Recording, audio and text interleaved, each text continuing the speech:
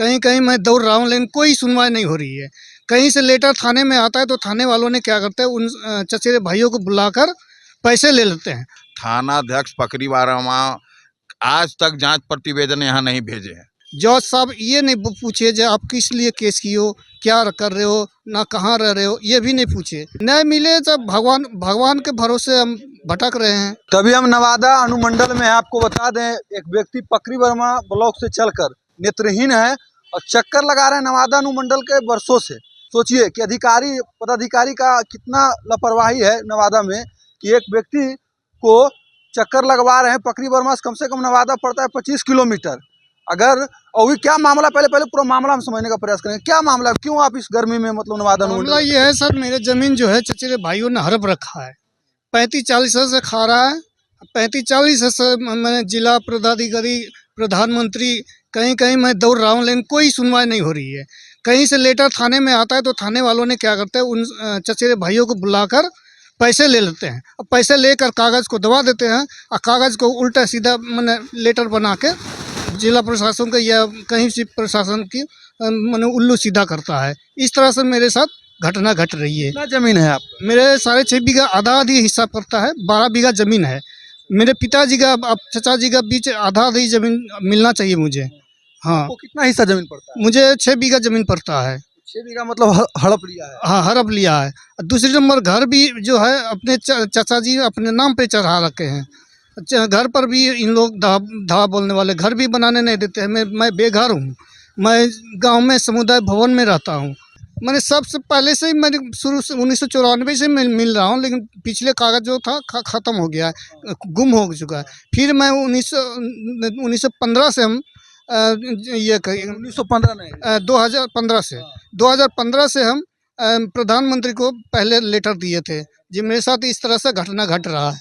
उन्होंने लेटर दिए थाने को, थाने वालों ने फिर कागज़ को दबा दिया। उसमें हम दिल्ली में थे, दिल्ली में अपना पेट रोजी मैंने कमाते थे। तो इन लोग वगैरह सब क्या कहता है? सीओ ये सब कहते हैं जे जब तक कोर्ट का फैसला नहीं आएगा तब तक हम कुछ नहीं कर पाएंगे।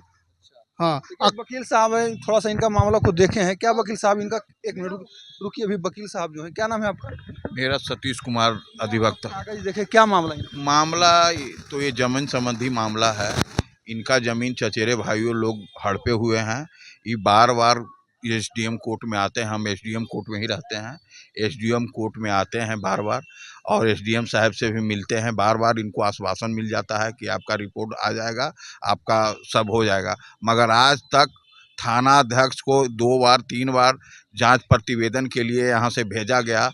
थानाध्यक्ष पकड़ी वारामा आज तक जांच प्रतिवेदन यहाँ नहीं भेजे हैं।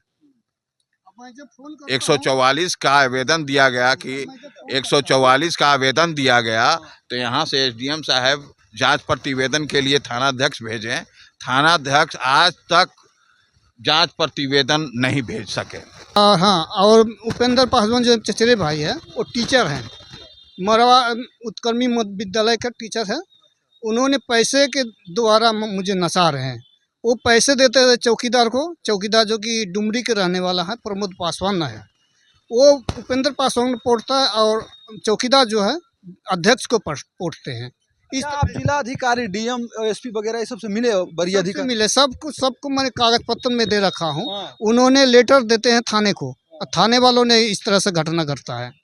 लेटर को मैंने दबा, बड़ी अधिकारी आपके मामला में संज्ञान लेते हैं, उसके बाद भी जो नीचे तबका के अधिकारी होते हैं, थाना अध्यक्ष, चौकीदार वगैरह, ये सब मतलब सब मैंने इल्जाम लेते, उल्टा ये करते हैं, निपोत कर देते हैं। हाँ, निपोत करने की कोशिश करते हैं। दूसरे में मेरे सिविल कोर्ट में केस चल रहा है। अरविंद सिंह जी मेरे वकील है। उन्होंने कुछ नहीं कर रहे हैं। जज भी आज तक ये नो के जवाब नहीं दिए।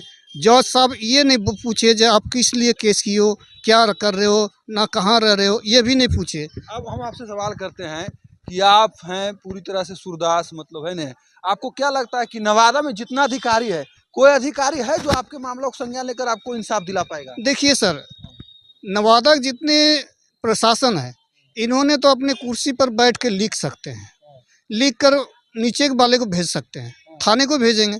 और थाने वाले अब सही सूचना दें तब नहीं इन्होंने कुछ करेंगे।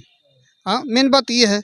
और थाने वाले ने जब मेरे साथ गद्दारी कर रहा है, विश्वासघात कर रहा है, तो इन्होंने क्या करेंगे बताइए। क्या लगता है आपको न्याय मिलेगा? न्याय मिले जब भगवान के भरोसे हम भटक रहे हैं। लेकिन संघर्ष करना नहीं छोड़िएगा। नहीं, संघर्ष करना हम नहीं छोड़ेंगे। जब तक मतलब शरीर में प्राण है जब तक आप संघर्ष कीजिएगा। तब तक संघर्ष करते रहेंगे। अपने जमीन और घर के लिए। हाँ जी। क्या क्या नाम हुआ आपका? मनोहर पासवान। घर ग्राम मठ गुलनी, पंचायत, पकरी बरामा, ब्लॉक, पकरी बरामा, थाना पकरी बरामा, जिला नवादा।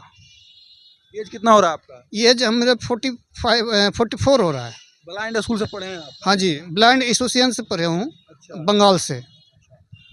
अब देखिए, देखना ये होगा कि नवादा का जो वरीय अधिकारी हैं, डीएम साहब, एसपी साहब, वो बैठ के इनके मामला में संज्ञान लेते हैं, लेकिन नीचे वाला जो दरोगा जी होते हैं वो पूरी तरह से गोल मटोल कर देते हैं।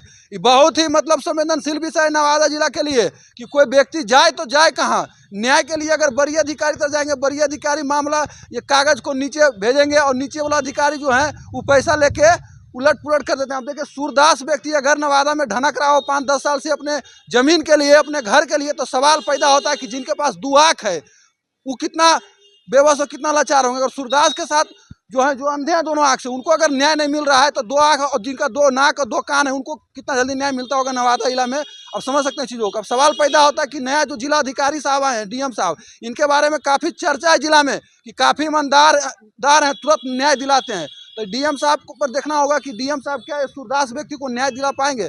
बाकी आप बने रहेंगे मघियाबाज के साथ। मैं सन्नू, धन्यवाद।